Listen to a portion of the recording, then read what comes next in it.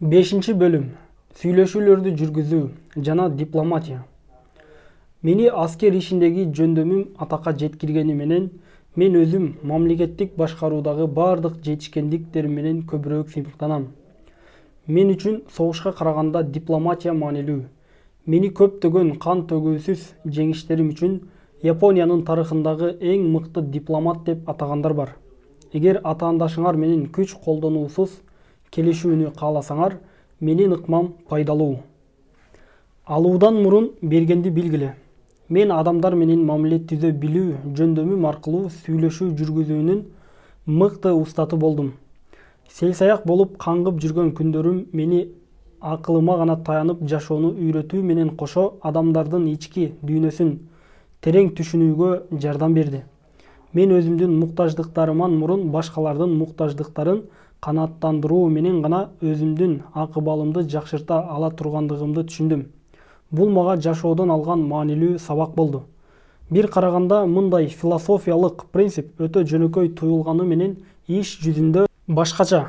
Байкасаңар, өзүн башка адамдын ордуна коюп, жашоону анын көзү менен карай алгандар абдан аз. Бул философиялык принципти колдонуу анчалык деле кыйынчылыкты жаратпайт. Болгону аны туура түшүнүп, туура пайдалануу керек. Мисалы, мен качан болбосун мага шериктеш болууга ылайыктуу тарапты жолуктурганда, мен өзүмө анын көңүлүн кантип бурам деген суроону берем. Ага жоопту тапкандан кийин аны сөзсүз аткарам. Алганды билсең, бергенди бил деген бар. Бул принципти бардыгы эле билсе керек. Башкалар үчүн эмне жасай аласыңар? Ушуга басым жасоо маанилүү. Өзүңө өнөктөштөрдү тартууда лидер биринчи кезекте алардын муктаждыктарын канааттандырууга аракет жасаш керек. Бирок алар эмнеге муктаж экендигин кантип билүүгө болот? Албетте, буга жоопту алуу каалаганың эмне деген жөнөкөй суроону берүү менен эле чектелип калбайт. Ага жооптун ачкычы эки жөнөкөй кадамдан турат. Биринчиси, өзүңөрдү ал адамдын ордуна коюп, абалга анын көз карашы менен баа бергиле. Экинчиси, ал адамдын айткандарын кунт коюп уккула. Ушул эки жөнөкөй кадамды аткаруу менен силер ал адамдын каалоосун биле аласыңар. Бул укманы мыкты өздөштүргөн адам гана анын баалуулугун же тарапташтар же каршылаштар менен иш алып барганда билет. Мисал катары, менин улуу Чокебасе уруусунун лидери Моточика менен болгон жолугушуумду карап көрөлү. Моточика өзгөчө эр жүрөктүүлүгү менен белгилүү. Бүтүндөй Шикоку аралын басып алган дасыккан самурай. Ал эми Японияны бир туунун алдына бириктирүү максатын ишке ашыруу үчүн менде анын жерин багынтуудан башка айла жок болчу. Адаттагыдай эле мен биринчи кезекте дипломатия жолу менен кайтарууну туура көрдүм. Мен Моточикага, эгер ал өз каалоосу менен мен тарапка өтө турган болсо, анда ал өз жериндеги бийлигин сактап каларын билдирдим. Бул япон аскер кишисинин тарыхында болуп көрбөгөн сунуш эле. Бирок мен өзүмдү Моточиканын ордуна коюу менен анын көп аракет менен басып алган жеринде өз бийлигин сактап калуу максатын түшүндүм. Мындай сунушту алдын ала билдирүү менен мен Моточиканын акыркы жоокери жан бергиче күрөшүүгө аттануу ыктымалдуулугун дароо төмөндөттүм. Ошентсе да Моточика багынып берүүгө даяр эмес эле. Мен ага сыйлык берүүнү сунуштадым. Ал ага да макул болгон жок. Акыры күч колдонууга туура келди. Моточиканын сарайына 120 000 жоокерди жибердим. Мындай эбегейсиз чоң күчтү жиберүүнүн максаты каршылык көрсөтүүнүн пайдасыздыгын көрсөтүү менен кан төгүүнүн алдын алуу болгон. Максатыбыз ишке ашты. Моточика бул үмүтсүз күрөштө алсыздыгын түшүнүп багынып берүүгө макул болду. Мен өз сөзүмө туруп, аны өз жеринде бийлигин жүргүзүүгө калтырдым. Менин мындай мамилеме абдан ыраазы болгон Моточика кийин менин ишеничтүү вассалыма айланды. Жеңилгендерге да, жеңиле тургандарга да өнөктөштөрдөй сый мамиле жасоо менен мен Япониянын 4 аралын кан төгүүсүз багындыра алдым. Каршылаштарымдын ордуна өзүмдү кое билүү мага алардын каалоосун түшүнүп, аны аткарууга жардам берди. Чыныгы лидер алышуу беришүү сырын жакшы билет. Алуудан мурун бергенди билгиле. Кечиримдүү болгула. Чыныгы лидер душмандарынын артынан сая түшүп, өзүнүн үстөмдүгүн көрсөтүү менен аларды басып алуу максатын көздөйбү? Жок. Ал өзүн душмандын ордуна коюу менен абалга баа берип, ага жараша иш аракет кылат. Күч колдонуу ал үчүн аргасыз чара.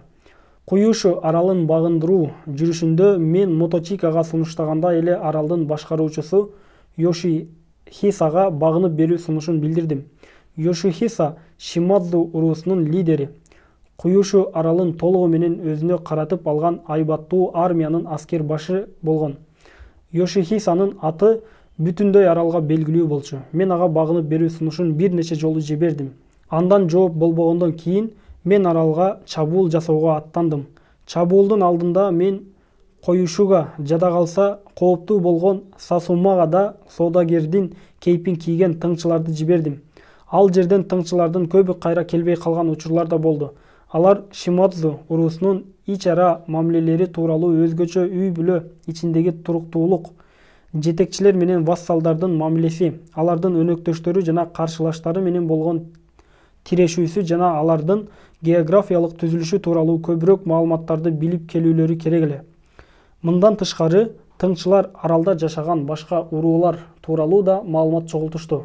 Аралдын чептеринин картасын кагазга түшүрүп, жоокерлеринин санын эсептешти, Шимадзу менен мамилесин изилдешти. Тыңчылардан тиешелүү маалыматты толук алгандан кийин гана мен чабуулга аттандым. Муну менен кабары жок кээ бир тарыхчылар менин мындай кадамымды шашылыш көрүлгөн чара деп сүрөттөшкөнү менен чындыгында ал кылдат изилдөөгө негизделген эле. Йошихиса өзүнүн генералдарынын арасынан таасирдүү жана атак даңкты сүйүүчү Акидзуки аттуу аскер башына көбүрөөк ишеним артчу. Менин тыңчыларым мага анын бардык вассалдарды акырына чейин каршы турууга чакырып жаткандыгын айтышты. Каршылаштарыбыздын мындай эң агрессивдүү бөлүгүн жок кылуу үчүн мен дал ошол Акидзукиден баштоону чечтим. Генерал Акидзукинин армиясы татыктуу согушту. Бирок сан жагынан эң эле аздык кылгандыктан бат эле колго түштү. Анын сарайы толугу менен курчоого алынгандан кийин ал дароо менин алдыма келип багына тургандыгын билдирди. Менин өмүрүм сиздин колуңузда. Сиздин буйругуңуз менен өзүмдү өзүм өлтүрүүгө даярмын деди. Ал чечкиндүү үнү менен. Мен анын эмнени айткысы келгенин түшүнүп турдум. Анын колдорунун бир аз титиреп турганын байкадым.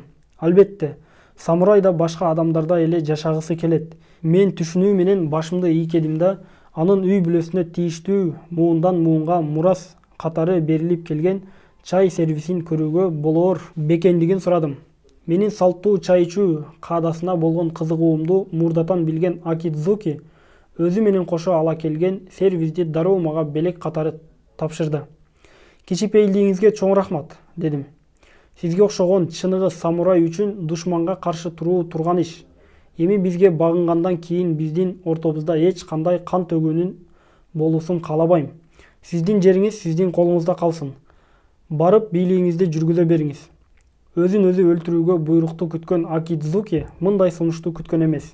Анын сөзү оозунан түшүп, эмне дээрин билбей турду.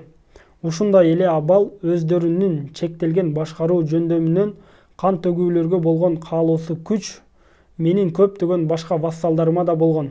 Бирок мен дипломатияны жеңишке жете электе да, жеткенден кийин да колдонуу керектигин мурун эле түшүнгөм. Колго түшкөн душманды аман калтыруу же мына жеңишке жетип, душмандын жерине салтанаттуу кирүүгө күпүлдөп турган армиянын тизгинин тарта алуу чыныгы лидерлик сапаттар.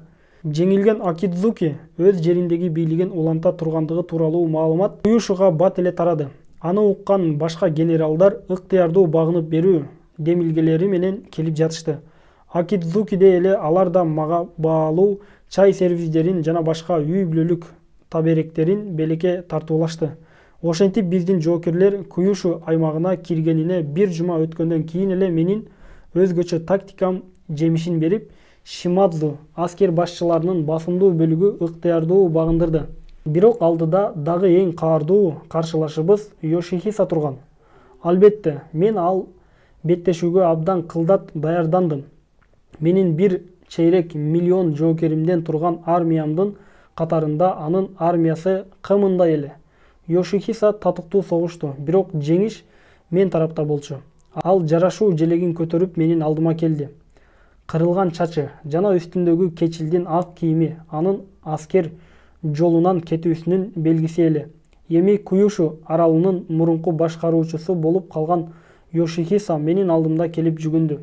Ал менин чатырыма жалгыз кирди. Себеби менин кишилерим анын сакчыларын сыртта калтырып, ал эми анын кылычын алып калышкан экен. Келиңиз, менин жаныма отуруңуз, Йошихиса, деди мага жанымдагы орунду көрсөтүп. Кол күрөш өнөрүн мыкты өздөштүргөн кубаттуу самурай Йошихиса мындан 1 саат мурун менин чоң душманым болчу.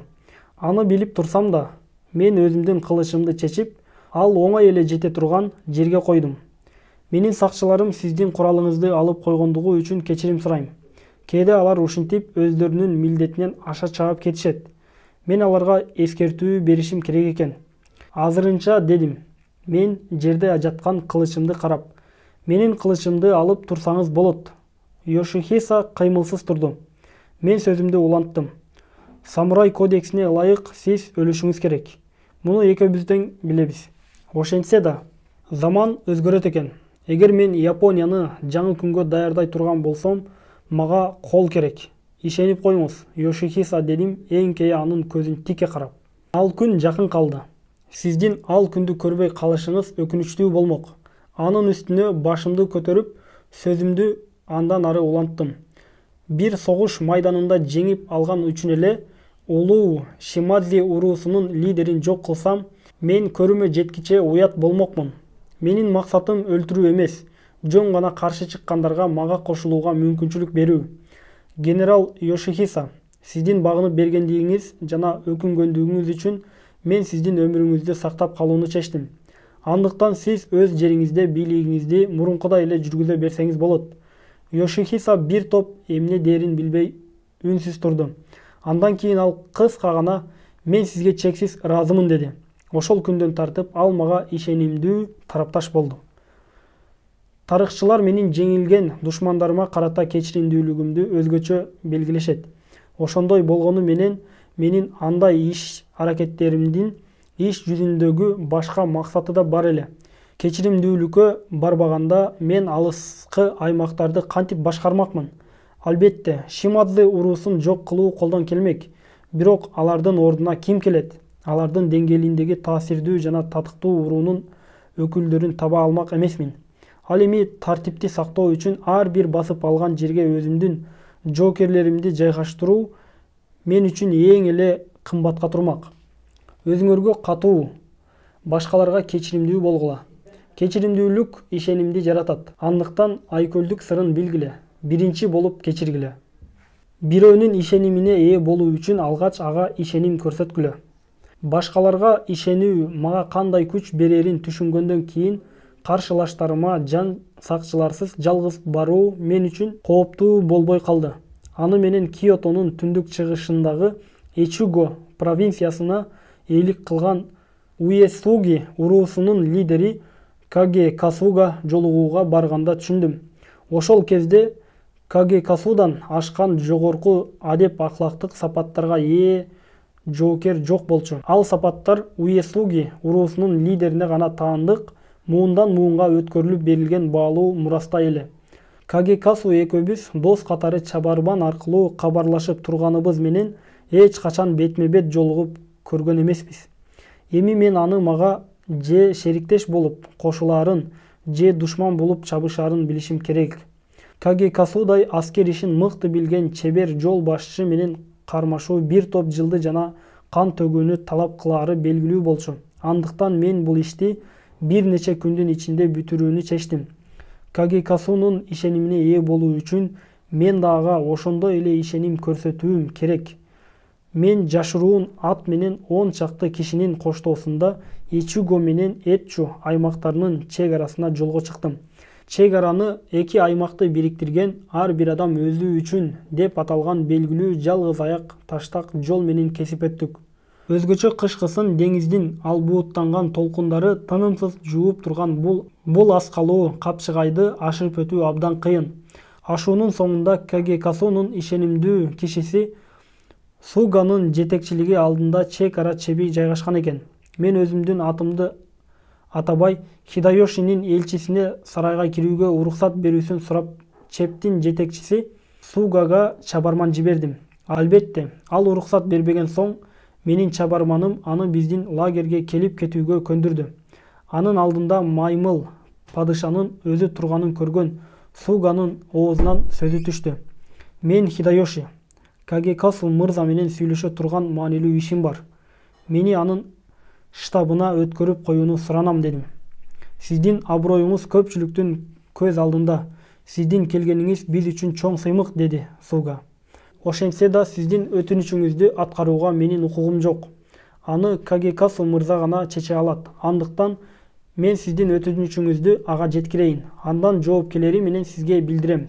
Ал эми жооп келгенче мен силерге мындан ары кирүүгө уруксат бере албайм. Эгерде күч колдонуу менен кире турган болсоңор, силерди токтотуу үчүн өмүрүмдү берүүгө даярмын, деди.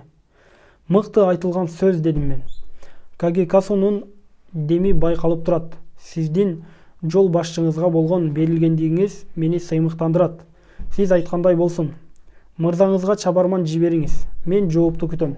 Менин бир уч гана жоокердин коштоосунда келгендигим Кагекасу үчүн күтүүсүз жаңылык болду. Ал дароо улук вассалдарын чакырып кандай чара көрүү маселесин талкуулады. Анын кеңешчилеринин көбү мени өлтүрүүнү сунуштады. Аны менен алар эшиктин алдына өзү келип колго түшкөн эң чоң душмандан жеңил кутулмак. Ошенткени менен алардын ичинен Наое аттуу бир жаш самурай көпчүлүктүн сунушуна каршы оюн билдирди. Хидайошинин биздин алдыбызга колсуз келип турганы акылсыздыктын белгиси эмес. Мындай иш анын биздин жол башчыбыз Кагекасуга көрсөткөн терең сый урматын билдирет. Ал башка адамдын алдында мындай тобокелге бармак эмес. Ал биздин жол башчыбыздын беделин сыйлагандыгы жана бизге ишенгендиги үчүн гана ушундай кадамга барды. Эгерде биз анын ишенимине шек келтирип, аны өлтүрө турган болсок, биздин бул чыккынчылыгыбыз укумдан тукумга айтып түгөнгүс жомок болот. Өлтүрүү сунушун берген кеңешчилер жер карап туруп калышты. Наое сөзүн улантты. Андыктан биздин жол башчыбыз айкөлдүккө айкөлдүк менен жооп бергени дурус. Хидайоши менен жолугуп сүйлөшүү аркылуу бир чечимге келүү жагын карап көрөлү. Эгерде сөз менен келише албасак, кылыч менен чабышууга да жетишербиз. Бирок ал өзүнүн жерине аман эсен жеткенден кийин гана. Кагекасу Наоенин айтканын колдоп, жолугушууга 15 гана жандоочусунун коштоосунда келди. Биз бири-бирибизди түшүнүп бат эле келиштик. Сүйлөшүүлөрдүн жыйынтыгына канааттанган Кагекасу бизди жеке өзү узатып, ар бир адам өзү үчүн ашуусунан өткөрүп артка кайра кетти. Кийин тарыхчылардын бири Хидайошинин мындай кадамы анын ак ниеттүүлүгүн мүнөздөйт. Ал өзүнүн каршылашына жан сакчысыз барат деп эч ким ойлогон эмес. Анын мындай кадамына таасирленген Кагекасу Хидайошинин өзүнөн да бийик адам катары кабыл алып, аны менен араздашуу акылсыздык деген жыйынтыкка келген деп жазып чыкты. Албетте, мындай маалыматтардын тактыгына дайым эле ишене берүүгө болбойт. Ошентсе да бул сапар бардыгы туп-туура жазылган. Таш менен урганды аш менен ур деген сөз бар. Бирөөнө болгон ишенимди жигердүү иш-аракет аркылуу көрсөтүү адеп ахлаксыз адамдан башкасынын бардыгынын кыянатчыл иш жасоо дабасын солгундатат. Бул менин жеке тажрыйбамдан алган сабак. Каршылаштарыңарды шериктештерге же өнөктөштөргө айланткыңар келеби? Анда ишеним көрсөтүү сырын билгиле. Бирөөнүн ишенимине ээ болуу үчүн алгач ага ишеним көрсөткүлө. Маалыматты коомдук пикирди жаратуу үчүн колдонгула. Менин лидер катары жетишкен ийгилигиме менин маалымат стратегияларым да чоң өбөлгө болду. Атап айтсам, Нобунаганы кыянаттык менен өлтүргөн чыккынчы Мисохидеден өч алуу максатындагы Ямадзаке салгылашында коомдук пикирди жаратуу чечүүчү ролду ойноду. Ал салгылашууга даярдык көрүүдө мен бизге шериктеш тараптар менен мамилебизди бекемдөөгө болгон аракетимди жумшадым. Мен досторго да, душмандарга да төмөндөгүдөй мазмундагы билдирүү жибердим. Тынчсызданууга эч себеп жок. Нобунага жана анын үй бүлөсү Ханодзи чиркөөсүндөгү өлүмдөн аман калышты. Албетте, бул маалымат калп болчу. Ал эртели кеч баары бир ачылмак. Анткен менен ал убактылуу болсо да бизге шериктеш болууга дарамети бар тараптардын Мисохиденин армиясына кошулуп кетүүдөн сактады. Алардын кээ бирлери кийин өз каалоосу менен биз тарапка өттү. Мен аларды марттык менен ыраазы кылдым. Лидер болотту кылычты гана эмес, алтынды, тыйынды да колдоно билиш керек. Шицукадагы жеңиштен кийин мен өлкөдөгү бардык генералдарга ал тууралуу билдирүүнү жибердим. Билдирүүдө өлкөнүн түндүгү Эчигого чейин, ал эми чыгышы Мусашиге чейин Хидайошиге кошулду деп жазылган. Ал билдирүү өлкөдөгү бардык аскер башчыларга, жада калса согуштун илеби жетпеген алыскы аймактарга да жетти. Албетте, ал билдирүүдө да жалган маалымат болгон. Эчиго менен Мусаши душмандардын башкаруусунда эле. Ошенткен менен алыскы аймактар биз тараптагы абал тууралуу кабардар болгондуктан мындай маалыматка аларды ишендирүү оңой эле. Ал эми биздин максат аларды каршылык көрсөтүүдөн майнап чыкпасына ишендирүү болчу. Лидер болуу коомдук пикирди жаратуу үчүн жарыяларды жасоо менен өзүңдү элге көрсөтүүнү да талап кылат. Япон аскер башчылары адатта мындай дипломатиялык билдирмелерди шериктештерине жиберүү менен эле чектелген болсо, мен аларды биринчи болуп бардык жерге жана бардык адамдарга жиберүүнү туура таптым. Коомдук пикирди жаратуу сыры мындан канча бир кылым мурун кандай актуалдуу болсо, бүгүнкү күндө да дал ошондой актуалдуу. Андыктан маалыматты силердин пайдаңарга коомдук пикирди жаратуу үчүн колдоно билгиле. Сөзүңөргө тургула. Менин сүйлөшүүлөрдү дайыма таза ниетте жүргүзгөндүгүм мага абдан жардам берди. Лидер чынчыл жана аткарууга кандай кыйын болсо да берген убадасына бекем болуш керек. Ошол согушкан аймактар доорунда генералдардын көбү кооз сүйлөгөндү билгени менен ишенимдүү боло алышкан эмес. Алардан айырмаланып, мен берген сөзүмдү кандай кыйынчылыктар менен болсо да дайыма аткарууга аракет кылчумун. Али Нобунаганын кызматында жүргөн кезде тагдыр мага бир маанилүү сабакты берди. Анда мен өзүмдүн дипломатиялык жөндөмүмдү алгачкы жолу сынап, Битчу провинциясынын Сайто уруусунун аскер башчыларын Ода уруусуна кошулууга көндүрүү аракетин көрүп жаткам. Сайто уруусунун Имабаяма сарайын курчаган тоолуу сепил адам өткүс болуп эсептелинчү. Ага карабай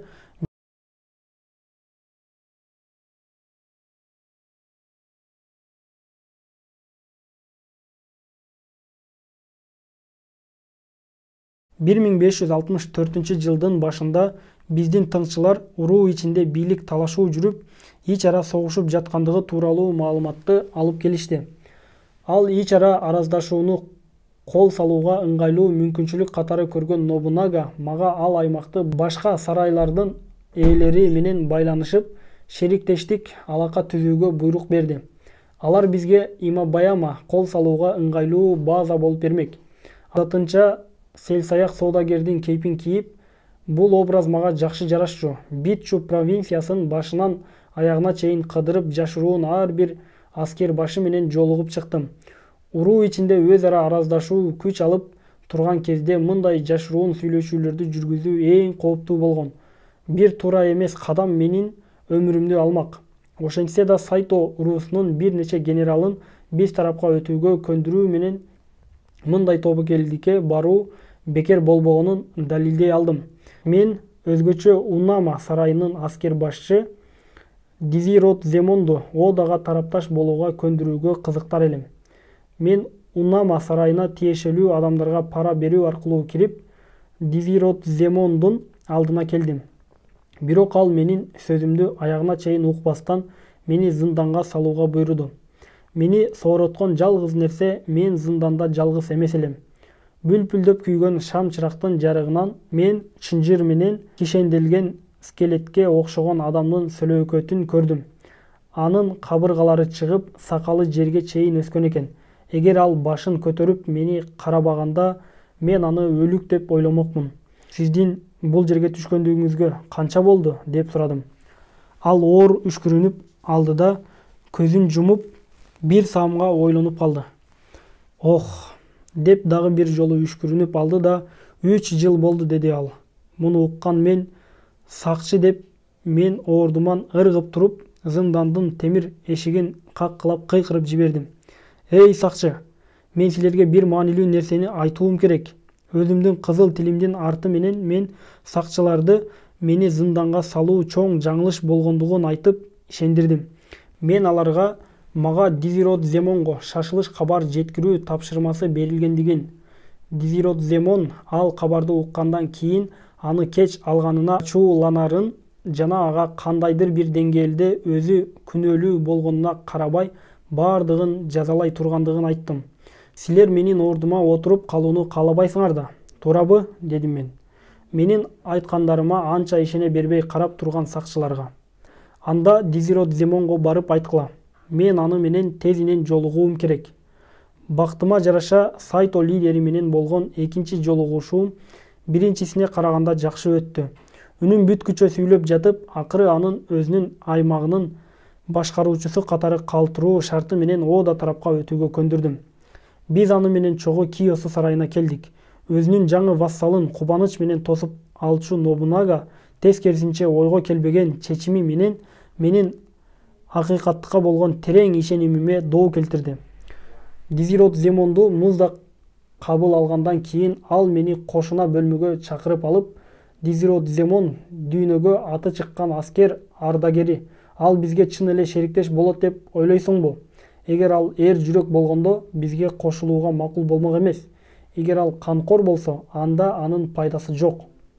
Ким билет, ал кайсы күнү дагы бир башка тарапка өтүп кетерин. Аны өлтүрүү керек деди. Нобунаганын текебер жана өзгөрмө мүнөзүнө көнүп калган болсом да, анын бул буйругу мени айраң, таң калтырды. Жаңы эле бизге кошулууга эптеп көндүргөн өз каалоосу менен мени коштоп, өзүңүздүн алдыңызга жакшы ниет менен келген кишини мен кантип өлтүрөм деп каршылык көрсөттүм. Дизиродземонду өлтүрүү менен биз Сайто уруусун башка аскер башчыларын бизге кошулууга көндүрө албайбыз. Дараметтүү шериктеш тарапташ менен болгон мамилебизге да доо кетиши мүмкүн. Алар бизге кошулуунун ордуна акырына чейин күрөшүүгө барышат. Сиздин сунушуңуз биздин урууга эч кандай жакшылык алып келбейт. Тилекке каршы менин айткандарым ага таасир берген жок. Бүгүн сенин сөзүңдү укканга маанайым жок, маймыл. Сен Дизиродземонду өлтүрөсүң. Эки жолу берилген буйрукту андан ары талашуу, эки кишинин башын алуу менен жыйынтыкталаары толук мүмкүн эле. Ода уруусуна кызмат өтөөдө буга чейин мындай каршылык көрсөтүүлөр башыман көп эле жолу өткөн болсо да, өз лидерим менен эч качан кайчы пикирде болгон эмесмин. Ал кезде уруу ичинде менин макамым салыштырмалуу төмөн болчу. Мага кийинчерээк ыйгарылган Нобунаганын ишенимдүү кишиси макамына да ээ боло элек болчумун. Анткени менен Нобунага менин кеңештеримди көп нерсе кабыл алчу. Эми минтип же берген сөзүмдү бузуп, күнөөсү жок адамды өлтүрө албай, же өзүмдүн өмүрүмдү тобокелге салып, лидеримдин буйругун аткарбай кое албай айлам кетип турду. Оюм экиге бөлүнүп, бул туңгуюктан чыгуунун 3-чү жолун издеп бушайман болдум. Ошол түнү мен Дизиродземон уктаган конок бөлмөсүнө жашыруун кирип ага: "Мен сизге, эгер биз тарапка өз ыктыярыңыз менен кошулсаңыз, башыңыздан бир тал чач түшпөсүнө сөз бергем" деп шыбырадым. Бирок кандайдыр бир себептерден улам Нобунага сизди өлтүрүүгө буйрук берди. Мен жол башчымдын буйругун аткарбай кое албайм. Ошол эле учурда сизге берген сөзүмдү да буза албайм. Менин бир гана жолум бар. Сиздин өмүрүңүздүн ордуна өзүмдүкүн берүүм керек. Эгер сиз мени өлтүрсөңүз, Нобунага мени анын буйругун аткарып жатып өлдү деп ойлойт. Сиз качып кутуласыз. Мен болсо сөзүмдү кармаган болом. Менин сөздөрүмө таң болгон Дизиродземон бир саамга унчукпай туруп калды. Андан кийин: "Өзүңүздүн өмүрүңүздү менин өмүрүмдү сактап калуу үчүн берүү сиздин тартип деңгээлиңиздин жогорулугунун белгиси. Ошентсе да мен сиздин өтүнүчүңүздү аткара албайм. Сиздей айкөл самурайды өлтүргөндөн кийин мен киммин? Мындай ишке барууга мени эч нерсе жада калса өлүм да көндүрө албайт. Анда батыраак бул жерден кетиңиз" дедим мен. "Мен сизди жарым жолго чейин узатып барайын. Эгер керек болсо мени туткун катары колдонсоңуз" дедим. Кылычымды акырын чечип калтырып, Дизиродземон менен жашыруун Киосу сарайынан чыгып, аны коопсуз жерге чейин узатып бардым. Анын качып кетишине шарт түзүп берүү менен мени Нобунаганын каары күтүп турганы белгилүү эле. Ал кечирилгис күнөөм үчүн өзүмдүн курсагымды өзүм кесип, сеппугу каадасын аткарууга буйрук бермек. Андан кийин башка самурай менин башымды кесмек. Бирок менин өлүмүмдөн кандай пайда болмок? Башы жок маймыл эми Нобунагага же ал экөөбүз тең берилген ишке эч пайдасын тийгизе алмак эмес. Мен ойлонуп, Дизиродземондун кантип качып кеткендиги тууралуу чындыкка окшогон калпты ойлоп таап, Нобунаганын алдына аттандым. Кийин мен ал калпымдын пайдасын көрдүм. Сөзүнө туруу үчүн өз өмүрүн тобокелге салган Нобунаганын вассалы тууралуу уламыш ооздон оозго өтүп, бардык жерге тарады. Элдин алдында аброюм көтөрүлдү. Жада калса кээ бир мыкты самурайлар менин вассалым болуу каалоолорун билдиришти. Бул окуядан кийин менин тараптар менен жүргүзгөн сүйлөшүүлөрүм ийгиликтүү болду. Битчу провинциясындагы маанилүү 4 сарай биринин артынан бири Ода уруусунун тарабына өттү. Чыныгы лидердин иш-аракети адеп-ахлактык принциптерге негизделет. Андыктан шериктештериңерди багындыруу үчүн чынчылдык сырын билгиле, сөзүңөргө тургула. Согушкан аймактардын доорунун аягы. Нобунага таасирдүү лидер жана мыкты устат болду. Бирок анын мамлекеттик башкаруучуга мүнөздүү сүйлөшүүлөрдү жүргүзүү жана дипломатиялык мамиле түзүү жөндөмү жок эле. Ал жерлерди күч менен басып алып, элди коркутуу аркылуу башкарды. Нобунага өлгөндөн кийинки 3 жылдын ичинде мен анын эч кандай таасири болбогон Япониянын эң элдүү жана бай бөлүгүн жана ага кошуп 60 000 чарчы километрден ашык аймакты багындырдым. Күч менен коркутууга негизделген башкаруудан сүйлөшүүлөр менен дипломатияга негизделген лидерликтин жогору турарын далилдей турган мындан башка эмне бар? Согушкан аймактардын доору бүттү. Жаңы доордун тартиби чабышуу эмес, ал дипломатия. Эртеңки күндүн лидери да соода ишинде болобу, же коомдук иште болобу, жада калса аскер ишинде да жоокер болбойт. Ал мамлекеттик ишмер болот.